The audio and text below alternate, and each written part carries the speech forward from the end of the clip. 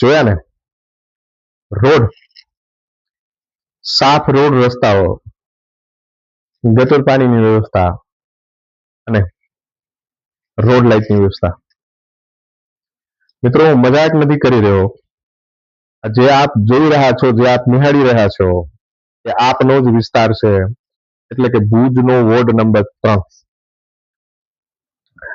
1.5 મહિના અગાઉ જ્યારે ચૂંટણી હતી ત્યારે પ્રાથમિક સુવિધાઓના જે વાયદો જે નેતાઓ કરેલો હતો એમને એક વખત ફરીથી યાદ દેવરાવીએ કે આપે આપના મેનિફેસ્ટોમાં વિસ્તારની જનતા સાથે એક વાયદો કર્યો હતો.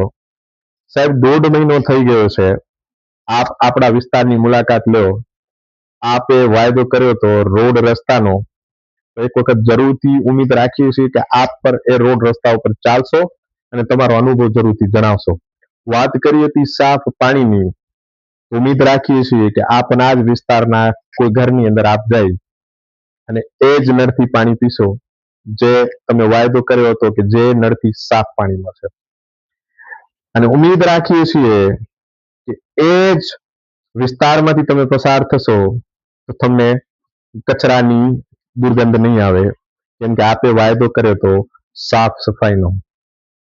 હવે વાત કરીએ નગરપાલિકાની, તો આ વિસ્તારની અંદર 250 થી 300 મકાનો છે. તો 250 થી 300 મકાનના જે રહેણાંકો છે એ શું નગરપાલિકાનો કર નથી ભરતા, વેરો નથી ભરતા? જો આપ વેરો ભરી રહ્યા છો તો સુવિધાઓ શા માટે નહીં?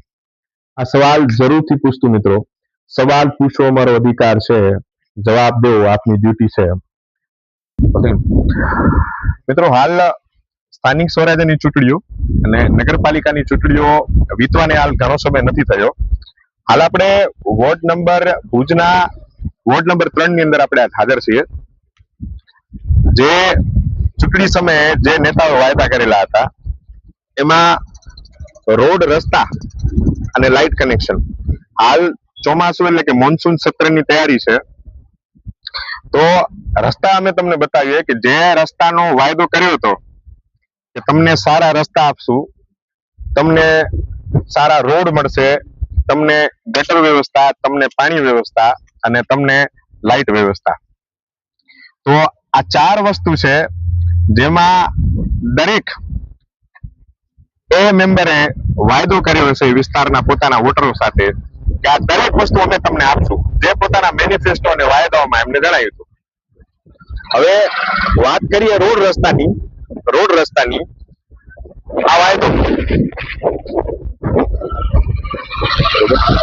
આ વાયદો આ વોર્ડ નંબર 3 ના મુખ્ય રસ્તાઓ, બરોબર છે. આ પ્રથમ વાયદો. હવે વાત કરીએ સફાઈ વ્યવસ્થાની. અહીં હાલ આશરે 250 થી 300 મધ્યમ પરિવાર રહે છે, જે બેંકોમાંથી ઊંચા વ્યાજદરે લોનો લઈ અને આ વિસ્તારની અંદર પોતાના મકાનો લીધેલા છે. ઊંચું લોનનું વ્યાજ છે એના આપતા, બરોબર છે, અને બીજા અન્ય ખર્ચા એ બાદ કરતા કદાચ પોતે પણ પોતાની રીતે ફાળો કરીને રોડ રસ્તાનું આયોજન કરીને તો પણ બની શકતું નથી. તો આ વિસ્તારના રહેવાસીઓ છે એ નગરપાલિકાનો વેરો નથી ભરતા.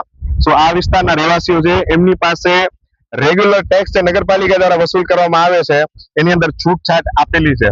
જો આપ ટેક્સ લો છો તો આપે જે વાયદા કર્યા છે એ પૂરા કરો ને જે સુવિધા માટે આપ કાર્યરત છો એ સુવિધા પણ આપો. વાત કરીએ આ વિસ્તારના લોકો સાથે, કે સૌપ્રથમ જે આ વિસ્તારની અંદર વસવાટ કરે છે, અબ્દુલભાઈ, કેટલા સમયથી આપ અહીં વસવાટ કરો છો? હું અહીંયાથી 5-6 વર્ષથી વસવાટ કરું છું. બરોબર છે. હાલ ચૂંટણીઓ પૂરી થઈ છે, બરોબર છે. તમારા વિસ્તારના જે પણ કાંઈ નેતાઓ હતા જે ચૂંટણી જીતેલા છે, જે પેનલમાં બેઠેલા, એમાં અમુક વાયદા કર્યા હતા તમારી સાથે એક વોટર તરીકે, શું માનો છો વાયદા પૂરા થયા છે કે નહીં? વાયદો પૂરો નથી થયો. આપણાને રોડ રસ્તા કીધું હતું જે રોડ રસ્તા અમે બનાવી દઈશું. આ રોડ રસ્તા બનાવી દીધા, જોઈ લો તમે હાલ હમણાં છે એવી રીતે. લાઇટ નું કીધું તો લાઇટો આવતી નથી. બીજી ગટર નો કહેતા હતા, જે અમારી પોતાની ગટરો હતી જે જૂની, એને પણ નવી ગટરો લઈને નાખતા જૂની તોડી નાખી. પછી ના સફાઈ કરવા આવતા હોય એના ગટરની ચેમ્બરો ના ઢાંકણા એમ ખુલ્લા હોય.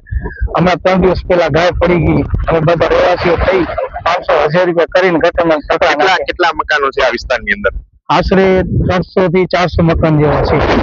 હાલની અત્યારે જે સિટિંગ બોડી છે જે કાઉન્સિલર છે કોણ છે હાલ આ વિસ્તારની અંદર? અમને કાંઈ ખબર નથી પડતી કોણ કોણ છે. હમણાં જે આવ્યા છે આપણે 4 છે જે ફકીર મહમદભાઈ, એ થોડુંક ધ્યાન દે છે. પેલા અગાઉ હતા એ કોણ હતા તો એને ખબર નથી.